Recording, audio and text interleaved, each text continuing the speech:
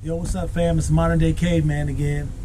I'm here with my precious mama, the one I love, man. I told you when Tupac was talking about dear mama, he was talking about her. At least it was to me. So today this is part 2 or series episode 2 of what we call Real Talk. And today's conversation we're gonna talk about my incarceration and how it affected her. So first, I want to let my mom introduce herself. Say hi. Hi, Introduce yourself. I'm Marion Reed / Holly. I'm Ramon's mom. AKA Modern Day Caveman. So don't forget to like and subscribe to my channel in case I forget. Right? So today we're going to talk about some videos. Some questions. I gotta, I'm having technical difficulties because I don't know how to operate this thing right, and it'd be acting funny. So, how do you get the thing back? Okay, there we go. All right, so I had some viewers or some subscribers ask some questions of my mom. So that's what we're gonna do. All right. Okay, I'm ready. I gotta get it back. Okay, there we go. Videos. Go here. Go to comments. So, first question is from Ruby Red. She says, "What were you most excited to do with me, or show me once I got out?" I just wanted to see you walk through my door as a free man. Yeah, I remember when you said that about the visits when you didn't want to come visit. You want to share that? Well, Ramon's dad spent 3.5 years in Mansfield Reformatory. I believe he went down when you were about maybe 4 months old. Yeah, I was a baby. For 3.5 years, and every month for those 3.5 years I went to visit. And the day I picked his dad up from the penitentiary, I looked back over my shoulder and I said, I never want to come back to this blank blank. And then, lo and behold, a circle of life, he ended up there, and it just hurt me to my heart to come back and see my son in prison after seeing my husband in prison. Yep, I posted that picture on Facebook, so if you go to Ramon J. Reed and look at the picture, you'll see my dad's holding me in his arms as a baby in Mansfield Correctional Institution. Yep, that's where it was. So, yeah, that was rough, man. That was rough. But my first thing, I think it's not so much what I thought, but I just want to see your reaction to all the electronic and digital stuff. I knew that was going to blow your mind. Yeah, it's still blowing my mind. I knew. You're addicted. Yeah. Well, I'm a YouTuber now, so I gotta, I'm on YouTube all the time. I'm constantly thinking of content, like what would be interesting. And I used to get mad all the time now because it's stuff that happens. It's like, man, I wish I had my camera. Like, I need to be recording this stuff, man. But I spend a lot of time on YouTube because I interact with the people. I interact with my subscribers, man. They like my family. I get to talk to them. Well, bless your heart, and theirs too. So, Ruby, that's my answer to that. All right. So, Kubelis, he's got a couple questions. Kubelis. Okay. He says, how do you explain to friends that your kid was in jail? Well, all my true friends know my kid was in jail because they knew him as a kid. All my friends, I have one friend, we've been friends over 50 years, and they know, and I don't go around telling everybody, hey, my son's in jail, hey, my son's in jail. But if they ask me or want to know something about it, I speak about it freely. But you remember you telling me, he's like, oh yeah, my son, he's a bank robber. What'd you say? Oh, they asked me, oh, your son's in jail. I said, yeah. And they said, what is he in there for, drugs? I said, no, he's a bank robber.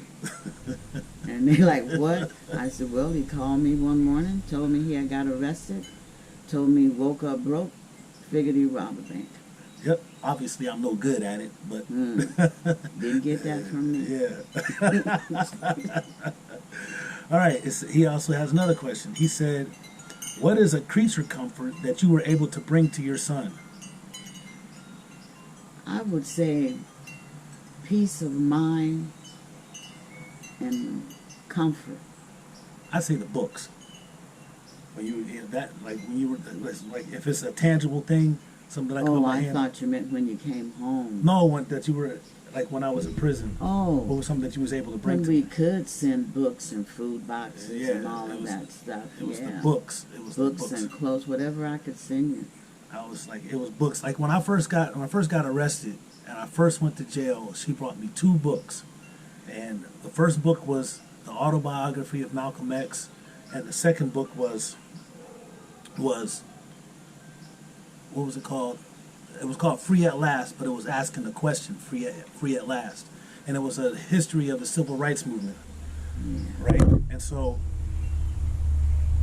that started that was the start of my educational process, my thirst for knowledge. When I read those 2 books, I identified with those 2 books, and I learned a lot about the civil rights movement, because I didn't know anything really about Malcolm X and Martin Luther King other than what they teach us in school, which is a couple sentences. No.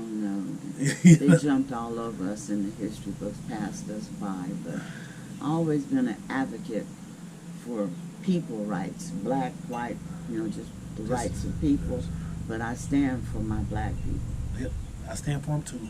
I stand for all people, but I stand for black people. Yeah. I'm pro-black. I will say that I'm pro-black.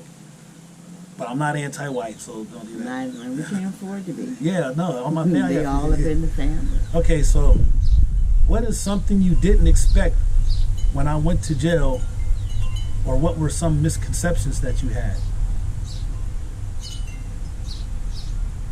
I'm going to say when you called me and asked me was I sitting down, and you told me this is the federal case. Right. And you told me you had got arrested. I'm like, what you do? And you said you robbed a bank. And my head turned around like the Exorcist, like, what? What the hell make you decide you go rob a bank? And that's when you told me you woke up broke, figured you rob a bank. And I told you I done woke up broke a lot of mornings. I was just a broke ass. Yeah. I made a lot of bad decisions. Yeah. A lot of bad decisions. Yeah. But I chalked that up to immaturity. I was immature. I grew up in the streets, so I didn't really have, like, my role models was all players, pushers, gangsters, you know what I'm saying? So, thugs. Uncles were good role models for you, but They wouldn't hurt, like when I got adult age, they was gone. They were gone away. You know what I'm saying? So when I was at that age where I needed role models, they were gone. And you were making your own decisions. Yep. And you and your sister both, I tried to instill what I could into you as human beings, and hoped that when you got to the fork in the road, you would go right. But you decided to take the shortcut, cross the field, down the crooked path. Yep. It was messed up. So, but I always say, like, I remember there was a question you asked me in prison that messed me up, man. You asked me, where did I go wrong with you? And I was like, nah, you did a good job, man. Like, because I'm a good dude. I'm a good man. I got good values. I got good morals. You know, I just made a bad decision. So you didn't do nothing wrong. I'm a good dude. You know, so. There you are. Yes. So I remember a misconception that you had is one day we was talking on the phone, and I said I gotta go sharpen my pencil, and you was like, they give you pencils? Yeah, I know that could be used as a weapon. I was like, Bob, we got a whole lot of sharp objects. But You see those prison movies and stuff, you're not allowed to have nothing you can grind down to a weapon. So it was a lot of weapons in there. All right, so that was Cubulus. So Mama B, she says, what kept you from giving up on your son that he was going to get out one day? Oh, nothing. Nothing kept me from believing you were going to get out one day. Yeah, I didn't have a life sentence. We had some ups and downs and changes and turnarounds, and you didn't get out when we thought you were getting out. When you left the feds, Yeah, that messed us up. Yeah, that messed us up right there. But then it really messed me up when I'm expecting you in July and you come in May. Yeah, that messed me up. But luckily... But it was a good mess up. Right, but I say this, and I'm going to say this again to people that's coming out of prison or family members of people in prison. They have to plan. You have to make a plan. You have to be prepared when you come out of prison. You have to be planning in prison for your release from prison, and you need to make a plan from day one, from the time that you come out of the gate, Like, you need to have a plan. So don't come out thinking like, oh, okay, I'm gonna figure it out when I get out. No, that is not the way to do it. Make a plan. Make a SMART plan. If you don't know what a SMART plan is, look it up. It's an acronym. SMART, SMART plan. Or SMART goals. It's the same thing. But you have to plan. You have to make a plan. If you don't make a plan, it's going to be a problem. All right. So she had one more question, Mama B, and she said, how often did you stay in contact? Well, it all depends on where you was at. Yeah. And I think the most contact we've had is in the last, what, 6 years? 7 years. Six, Yes, 7 years. 7 years. We got, that's when you had like the unlimited calls. You can call when you want, and I just made sure I gave you your allowance. Yeah, I was so good you with could that. call me. Because in the feds, it's different. In the Yeah. federal system, it was different. I was so far away, it was expensive I to think you call. wrote more letters in the feds. I wrote all the Yeah. time in the feds. I wrote, drew, make cards. We was on lockdown all the time. Like, we stayed on lockdown. Somebody was either getting stabbed or beat up or killed. Lord have mercy. And me telling you all that, I'm sure that made you afraid of what was going to happen to me. But luckily, I made it out of there okay. I think the most, I ain't gonna say I was scared, but the most thing that changed the way that I perceived prison was when I went to USP Beaumont in Texas, and they called it Bloody Beaumont, man. And it's named that for a reason. It's crazy. That was a crazy spot. Crazy. Well, I'm just glad you made it out without getting killed or killing anyone.